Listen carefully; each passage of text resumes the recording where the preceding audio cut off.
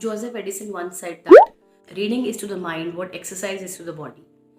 Hi everyone, welcome back to my channel Be Woman. तो आज हम एक और बेस्ट सेलर के बारे में बात करेंगे जो कि है द 4 एग्रीमेंट्स।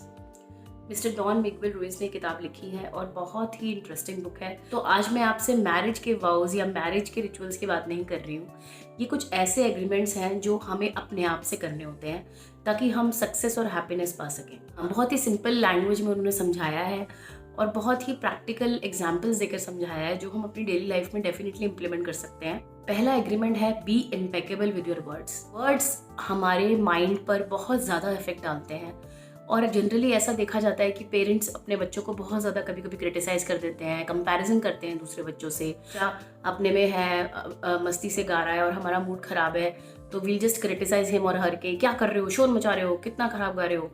चीज़ें उनके माइंड पर बहुत ही गहरा इंप्रेशन छोड़ती हैं। So we have to be very very careful कि जो हम वर्ड्स यूज़ कर रहे हैं उनका दूसरों पर क्या इम्पैक्ट हो रहा है। हम गॉसिप करते हैं, कंप्लेन करते हैं, क्रिटिसाइज करते हैं, अपने आप को बहुत ज़्यादा अब्यूज़ करते हैं। अगर हम अपने गोल्स अचीव नहीं कर पाते हैं तो हम सेल्फ क्रिटिसाइज मोड में चले जाते हैं।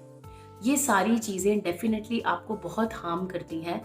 तो आपको अपना एक बहुत अच्छा प्रोजेक्शन अपने माइंड में रखना है कि yes I am capable, then only we can achieve the things. Concept को उन्होंने बहुत ही अच्छे से एक्सप्लेन किया है। सेकंड है do not take anything personally. अगर हम ऐसे कमेंट्स रिसीव करते हैं वीडियोस पर भी या हम डेली लाइफ में भी कुछ ऐसे कमेंट्स रिसीव करते हैं जो कि हमें बहुत हर्ट कर जाते हैं। हमें लगता है कि इस तरह से बोल दिया मुझे, क्या मैं वर्थ नहीं हूँ, अपना सेल्फ वर्थ पे हमें डाउट हो जाता है। But the concept here is that जो हमें क्रिटिसाइज कर रहा है या हमें इस तरह के वर्ड्स बोल रहा है, we have to see that what he और शी इज गोइंग थ्रू। हमारे घर में भी पेरेंट्स होते हैं जो एजड होते हैं, जो कि they are not well and sometimes they start criticizing us and we are like irritated that why we are saying these things, ऐसे क्यों बोल रहे हो हमें, we are doing whatever best we can do for you. But the point is कि if we empathize with them then we can understand that why this rude behavior and why this criticism. So if we don't take things personally then we can definitely save so much of mental energy and we can focus on other things which are more important.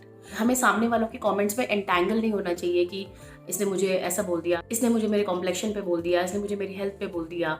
ये जो comments करते हैं ये खुद एक trauma से गुजर रहे होते हैं and if we realise that then we will not feel bad and definitely will be happy.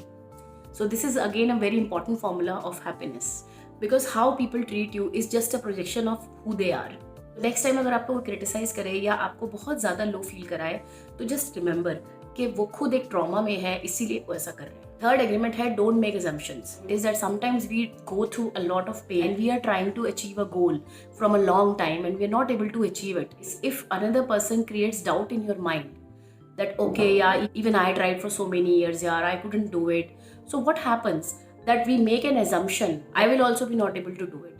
So this is very very important to not make assumptions and be clear in your mind. Self-doubt is one thing which people can create in your mind, but you have to get out of it. And fourth agreement is that always do your best.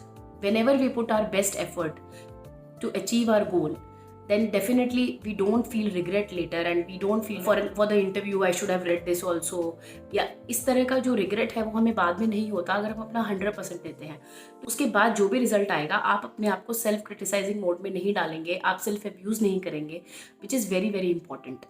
So these are the 4 agreements which author talks about. These kind of books always help you to achieve the mental peace which we all are looking for these days. Because there is so much mental trauma going on for every person, So we have hectic jobs, we are having so many goals. Reading these kind of books definitely help you and they give you an insight of the psychology behind all these things. And books पढ़ने से हम अपनी situations को better deal कर पाते हैं.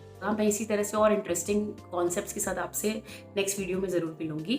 आपने मुझे मेरे video the great Indian kitchen पे बहुत अच्छे फीडबैक्स दिए. मैं डेफिनेटली उसका ध्यान रख के उसको आगे ज़रूर कवर करने की कोशिश करूंगी. Take care.